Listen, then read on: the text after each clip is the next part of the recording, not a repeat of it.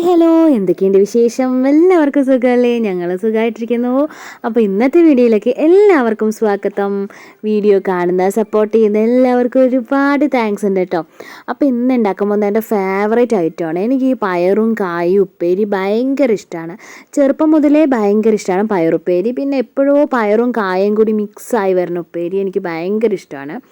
അപ്പോൾ ഇവിടെ പയർ കുറച്ചിരിപ്പുണ്ടായിരുന്നു, പിന്നെ കായും കൂടി കിട്ടി. അപ്പോൾ ഞാൻ വിചാരിച്ചു പയറും കായും കൂടി അങ്ങ് ഉപ്പേരി വെക്കാമെന്ന്. അതിനായിട്ട് ചെയ്യുന്നത്, ഫസ്റ്റ് നമ്മുടെ പയറിനെ എല്ലാം കഴുകി വൃത്തിയാക്കി എടുത്ത് ചെറിയ ചെറിയ പീസസ് ആക്കി അരിഞ്ഞു വെച്ചിട്ടുണ്ട്. പിന്നെ ഇതാ 3 കായ എടുത്തിട്ടുണ്ട്. ഇത് തൊലിയൊന്നും കളയുന്നില്ല. അപ്പോൾ നമ്മളതിന് ചെറിയ ചെറിയ പീസസ് ആക്കി കഴുകിയിട്ടാണ് അരിഞ്ഞെടുത്തത്. ചെറിയ ചെറിയ പീസസ് ആക്കിയിട്ട് അങ്ങനെ അരിഞ്ഞെടുത്തിട്ടുണ്ട്. അപ്പോൾ ഇത് രണ്ടും അരിഞ്ഞെടുത്ത് മാറ്റി വെച്ചു.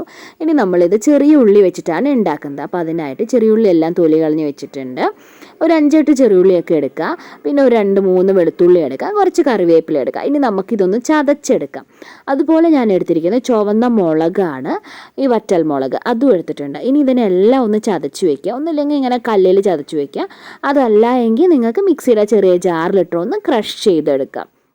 ഇനി നല്ലൊരു ചീനച്ചട്ടി അടുപ്പത്ത് വയ്ക്കുക. അടികട്ടിയുള്ള ഒരു ചീനച്ചട്ടി അടുപ്പത്ത് വയ്ക്കുക. അതിനുശേഷം വെളിച്ചെണ്ണ ഒഴിച്ചു കൊടുക്കുക. നമുക്കൊരു നാടൻ രീതിയിൽ നല്ല ടേസ്റ്റി ആയിട്ടല്ലേ ഉപ്പേരി ഉണ്ടാക്കേണ്ടത്. അപ്പോൾ കുറച്ച് വെളിച്ചെണ്ണ ഒഴിച്ചു കൊടുക്കുക. എന്നിട്ട് നമുക്കിതിൽ കടുകിട്ട് അങ്ങ് പൊട്ടിച്ചു കൊടുക്കാം. കടുക് പൊട്ടിയതിന് ശേഷം നമ്മൾ ഈ ചതച്ച് വെച്ചിരിക്കുന്ന നമ്മുടെ ചെറിയുള്ളിയും വറ്റൽമുളകും കറിവേപ്പിലയും ആയിട്ടുള്ള അത് നമുക്ക് ഈ ചീനച്ചട്ടിയിലേക്ക് ഇട്ട് കൊടുക്കുക. ഇനി ഇത് നന്നായി വഴറ്റണം കേട്ടോ. നന്നായി വഴറ്റി കഴിഞ്ഞാലാണ് നല്ല ടേസ്റ്റ് കിട്ടുന്നത്. അപ്പോൾ ഇപ്പം തന്നെ നല്ലൊരു മണമൊക്കെ വന്നിട്ടുണ്ട്. ഈ ചുവന്നുള്ളിയുടെയും കറിവേപ്പിലയുടെയും ഒക്കെ ഒരു നല്ല മണം വരും. അപ്പോൾ അതാ നന്നായി അങ്ങനെ വഴറ്റിയെടുക്കുക. അതിന് ശേഷം നമുക്ക് വേണമെങ്കിൽ കുറച്ച് മുളക് പൊടി ചേർത്ത് കൊടുക്കാം. പിന്നെ കുറച്ച് മഞ്ഞൾപ്പൊടി കൂടി ചേർത്ത് കൊടുത്തിട്ട് നന്നായി ഒന്ന് വഴറ്റിയെടുക്കാം. ഇനിയിപ്പോൾ നമുക്കത്ര പണിയൊന്നുമില്ല. നമ്മൾ അരിഞ്ഞു വെച്ച സാധനങ്ങൾ ഇതിലേക്ക് ചേർത്ത് കൊടുത്താൽ മതി. അപ്പോൾ അത് മുളക് പൊടിയൊക്കെ ഇട്ടിട്ട് കരിയാതെ നോക്കണം. നന്നായി ഒന്ന് ഫ്രൈ ആക്കിയെടുക്കുക. അതിനുശേഷം നമ്മൾ അരിഞ്ഞ് വൃത്തിയാക്കി കഴുകിയൊക്കെ വെച്ചിരിക്കണം നമ്മുടെ പയറിന് ഇതിലേക്ക് ഇട്ട് കൊടുക്കുക.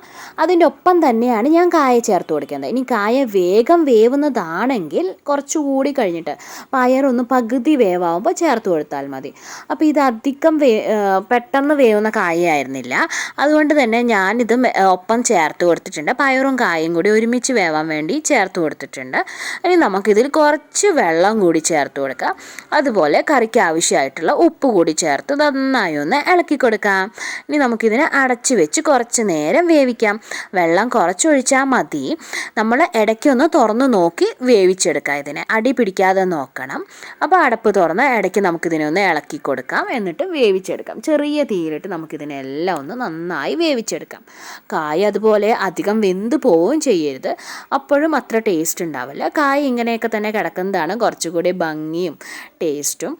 അതുകൊണ്ട് നന്നായി വെന്ത് അധികമായി പോവരുത്. അപ്പോൾ അതുകൂടി ശ്രദ്ധിക്കണം. അപ്പം ഞാനിവിടെ ഇടയ്ക്ക് ഇങ്ങനെ ഇളക്കിയൊക്കെ കൊടുക്കുന്നുണ്ട്. അടപ്പൊക്കെ മാറ്റിയിട്ട് ഇടയ്ക്കിടയ്ക്ക് ഇളക്കിയൊക്കെ കൊടുത്തു. ഇതിൽ നമുക്ക് ഇപ്പോൾ ഉപ്പും എരിവൊക്കെ നോക്കാം. ഉപ്പില്ലെങ്കിൽ കുറച്ച് ഉപ്പൊക്കെ അങ്ങ് ചേർത്ത് കൊടുക്കാം. അപ്പോൾ അത് ഏകദേശം കായും പയറൊക്കെ ഇങ്ങനെ വെന്ത് വന്നിട്ടുണ്ട്. അപ്പോൾ ഇതാണ്ട് കായൊന്നും അധികം വെന്തിട്ടില്ല. വെന്ത് കുഴഞ്ഞങ്ങ് പോവണ്ട. അതിന് മുമ്പ് നമുക്കിതിനെ ഇറക്കാം. എൻ്റെ ഒരുവിധം നന്നായി സെറ്റായി വെന്തിട്ടുണ്ട്. അപ്പോൾ നമുക്കിനി ഇതിനെ വാങ്ങി വയ്ക്കാം. അതല്ലെങ്കിൽ ഇനി കായ ഒന്നുകൂടി വെന്തങ്ങ് പോവും.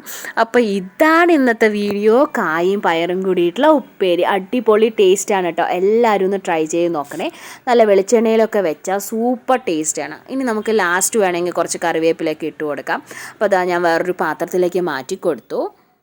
അപ്പോൾ ഇതാണ് ഇന്നത്തെ വീഡിയോ. ഇഷ്ടപ്പെട്ടാൽ ലൈക്ക് ചെയ്യുക, ഷെയർ ചെയ്യുക, കമൻറ്റ് ചെയ്യുക, സബ്സ്ക്രൈബും ചെയ്യുക. അപ്പോൾ എന്നാൽ നമുക്കിനി അടുത്ത വീഡിയോയിൽ കാണാം. Bye bye friends. താങ്ക്